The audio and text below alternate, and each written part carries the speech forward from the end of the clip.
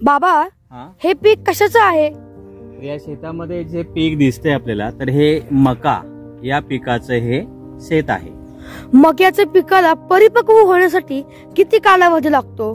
तर या मक्याचं जे पीक आहे हे परिपक्व होण्यासाठी साधारणतः बियाणं तर ते परिपक्व होण्यासाठी एक साधारणतः 3-1 महिन्यांचा कालावधी लागतो. तर बियाणं कोणत्या प्रकारचं आहे त्यानुसार हा कालावधी सुद्धा बदलू शकतो. 3-3.5 महिने 2.5 महिने असा हा कालावधी असू शकतो. मक्याचं पीक हे कोणत्या हंगामात येतं? तर आता तुला माहिती आहे की हंगाम हे किती प्रकारचे आहेत? 2 आहेत. तर साधारणतः खरीप हंगाम म्हणजे पावसाळी पीक आहे आणि रब्बी हंगाम म्हणजे हे हिवाळ्यामध्ये असणारी पिकं. मग गहू आहे, त्यानंतर हरभरा आहे, अशी पिकं रब्बी हंगामातली आहे. तर हे जे मक्याचं पीक आहे तर हे दोन्ही हंगामामध्ये याची लागवड करतात. खरीप हंगामामध्येही करतात आणि रब्बी हंगामामध्ये याची लागवड ही केली जाते. मक्याचं पीक जे शेतात बी टाकून येतं का पोल्ट्री मधून रोप घेऊन लावतात? तर मक्याचं ह्या पिकाचं बियाणं असतं आणि त्या बियाणाच्या माध्यमातून या मक्याची जी काही ताटं आहेत किंवा हे मक्याचं पीक त्या ठिकाणी हे येत असतं. म्हणजे मक्याचं बियाणं असतं, बी जे असतात त्याच्यापासून हे मक्याची वाढ होत असते. आता मका हे या रोपांना आलं आहे पण ते ओळखायचं कसं? तर मका सुरुवातीला पाहिला ना आपण तर त्याचे जे बीज असतं आणि बीज हे त्या ठिकाणी पेरतात किंवा काही ठिकाणी लावतात सुद्धा. मग छोटा असं मक्याचं रोप येत असतं, दिसते हे छोटं आहे.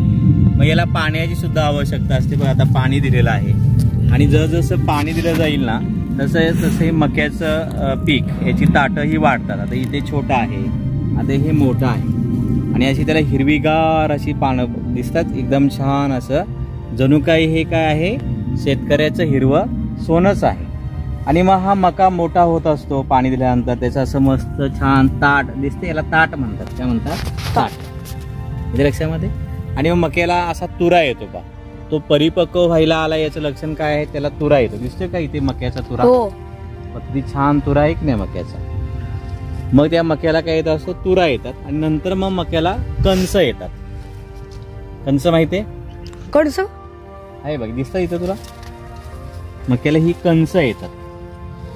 कॉर्न, त्याला तुम्ही काय म्हणता? कॉर्न. दिसते इथे हे मक्याला असं कणीस आहे, त्याच्या इथे आवरण असतं. त्याला इथे सुद्धा असा एक केसासारखा भाग दिसतो, घोड्याच्या शेपटीसारखा दिसते. आणि ह्याच्यामध्ये हे आवरण, हे कणीस परिपक्व झालं हे कणीस काढायचं, तोडायचं आणि त्याचे असे आवरण बघ, हे दिसते का? हे आवरण असे बाजूला करायचे आणि आतमध्ये काय असतात? मका हे कणीस असतं. काय असतं? कणीस. मक्याचा उपयोग कुठे कुठे होतो? आता मका या पिकाचा, प्रत्येक पिकाचा काय असतो? उपयोग असतो. तर मका या पिकाचा उपयोग पहिलं जे, तर मका हे तृणधान्य आहे इथे लक्षामध्ये. आणि पहिला या पिकाचा उपयोग आहे की जनावरांना चारा म्हणून याचा उपयोग होतो. तर जनावरांचं पोषण यापासून होतं. आणि दुसरं म्हणजे जी मक्याला कणसं येतात, दिसतात का इथे कणसं? आता ही थोडीशी अपरिपक्व आहे, लहान आहे. तर ही कणसं आहे, ही छानपैकी भाजून देखील खातात. हे तृणधान्य आहे. आणि मका या पिकाला तृणधान्यांची राणी असं म्हणतात. म्हणजे हे खाद्य पीक सुद्धा आहे आणि चराऊ हे सुद्धा अशा प्रकारचं काय आहे? पीक आहे. तर या मक्याला पाणी देण्याची सुद्धा आवश्यकता असते. आणि आपण पाहतो की आता खेडेगावातल्या मुलांना हे सगळं माहिती, शहरातल्या मुलांना मका म्हणजे कॉर्न हे फक्त ते कुठेतरी विकत घेतात भाजलेलं आणि ते छान काय करत असतात? खात असतात. परंतु हे आपल्याला मक्याचं असं काय दिसतं आहे? पीक दिसतं. आणि शेतकरी अतिशय मेहनतीने त्याची बियाणं लावणे किंवा पेरणे आहे, पाणी देणे, त्याची मशागत करणे आणि मग मका जेव्हा पीक येतं त्याची काढणी करतात, मग ती कणसं बाजूला करतात आणि ती विक्रीला ते नेत असतात. तर असं हे काय आहे? मक्याचं पीक आहे.